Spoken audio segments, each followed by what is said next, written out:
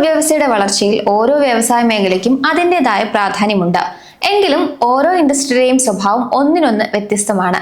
സാമ്പത്തിക മാറ്റങ്ങൾക്കനുസരിച്ച് ലാഭവിഹിതം മാറുന്ന സൈക്ലിക്കൽ സെക്ടറുകളും വിപണിയിലെ തളർച്ചയിലും കരുത്തോടെ നിൽക്കുന്ന ഡിഫൻസീവ് സെക്ടറുകളും ഇതിലുണ്ട്.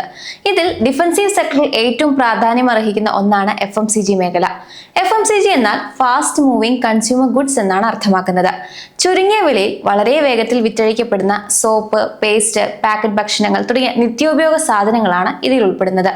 സാമ്പത്തിക മാന്ദ്യമുണ്ടായാൽ പോലും ജനങ്ങൾ ഇത്തരം അടിസ്ഥാന ആവശ്യങ്ങൾ ഉപേക്ഷിക്കാത്തതിനാലാണ് ഈ മേഖലയെ സമ്പദ് വ്യവസ്ഥയുടെ സുരക്ഷിത കവചമായി കണക്കാക്കുന്നത്. സമ്പദ് വ്യവസ്ഥയുടെ നട്ടെല്ലായ ഈ സെക്ടർ ദശലക്ഷക്കണക്കിന് ആളുകൾക്ക് തൊഴിൽ നൽകുന്നതിനോടൊപ്പം തന്നെ രാജ്യത്തിന്റെ സാമ്പത്തിക വളർച്ചയിൽ നിർണായക പങ്ക് വഹിക്കുന്നു. വളരെ വിശാലമായ ഒരു മേഖലയാണ് FMCG സെക്ടർ.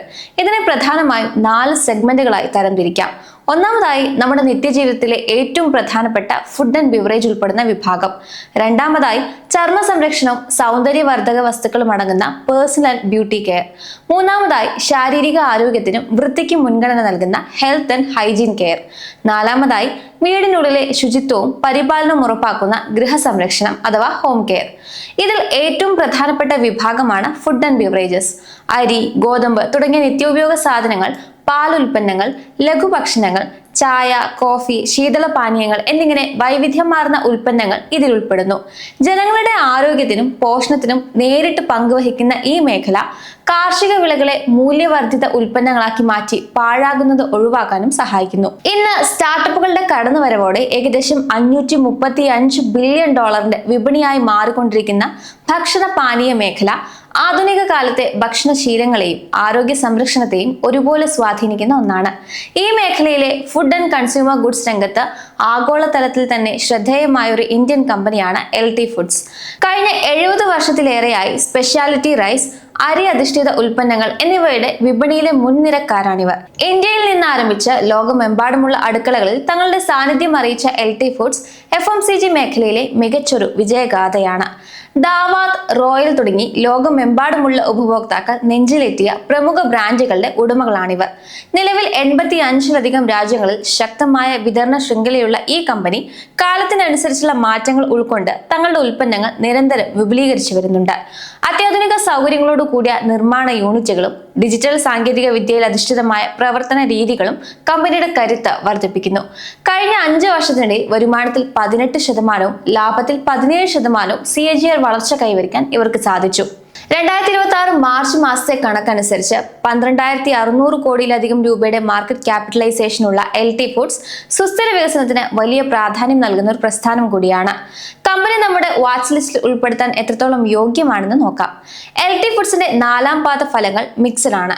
കമ്പനിയുടെ വരുമാനം മുൻവർഷത്തെ അപേക്ഷിച്ച് 30% വർദ്ധിച്ച് 2,938 കോടി രൂപയിൽ എത്തിയിട്ടുണ്ട്.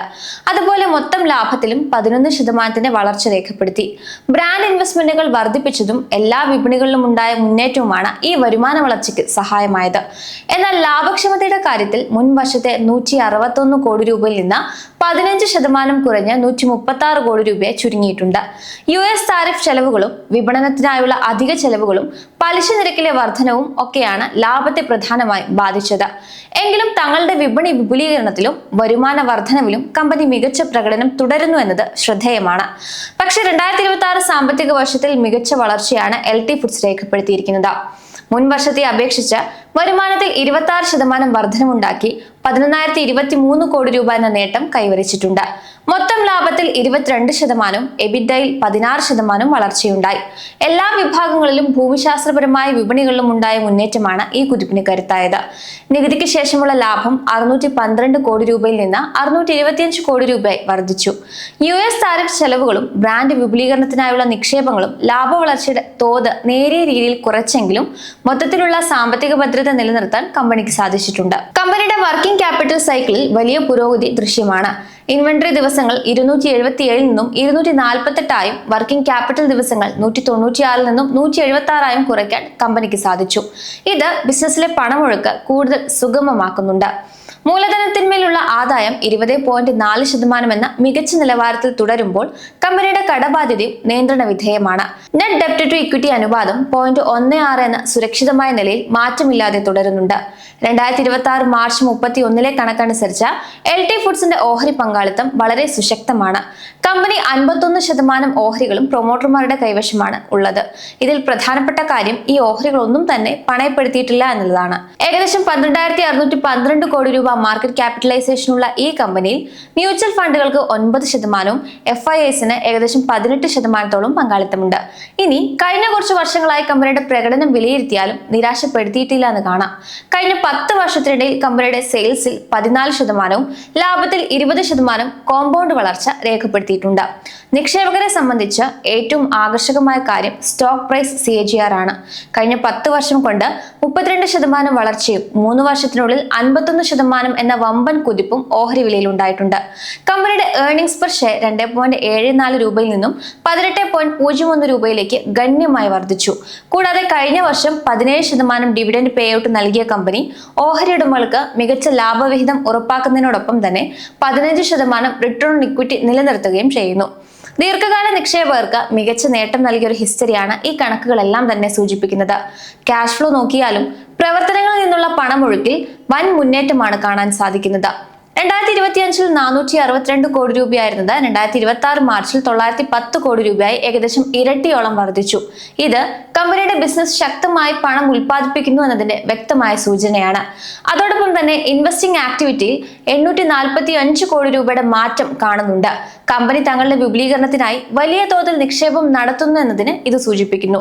ഫ്രീ ക്യാഷ് ഫ്ലോ 554 കോടി രൂപയായി ഉയർന്നത് കമ്പനിയുടെ സാമ്പത്തിക ആരോഗ്യത്തെയും ഭാവിയിലേക്കുള്ള കരുത്തിനെയും കാണിക്കുന്നു. ചുരുക്കത്തിൽ ലാഭം ഉണ്ടാക്കുന്നതിനോടൊപ്പം തന്നെ അത് കൃത്യമായി പണമായി മാറ്റാനും ഭാവി വളർച്ചയ്ക്കായി പുനർനിക്ഷേപിക്കാനും കമ്പനിക്ക് സാധിക്കുന്നുണ്ട്. ഹ്രസ്വകാല ലാഭത്തെക്കാൾ ഉപരി ബ്രാൻഡ് വിപുലീകരണത്തിനും സുസ്ഥിരമായ ഭാവി വളർച്ചയ്ക്കും മുൻഗണന നൽകുന്ന LT ഫുഡ്സ് നിക്ഷേപകർക്കും ഉപഭോക്താക്കൾക്കും ഒരുപോലെ വിശ്വാസം നൽകുന്ന ഒരു സ്ഥാപനമായി തുടരുന്നു. വരും വർഷങ്ങളിൽ ഇന്ത്യൻ ലഘുഭക്ഷണ വിപണിയിൽ ഉണ്ടാകുന്ന കുതിച്ചുചാട്ടം ഈ കമ്പനിയുടെ വളർച്ചയ്ക്ക് പുതിയ മാനങ്ങൾ നൽകുമെന്ന് ഉറപ്പാണ്. അതിനാൽ തന്നെ നിങ്ങളുടെ വാച്ച് ലിസ്റ്റിൽ ഉൾപ്പെടുത്താവുന്നതാണ്.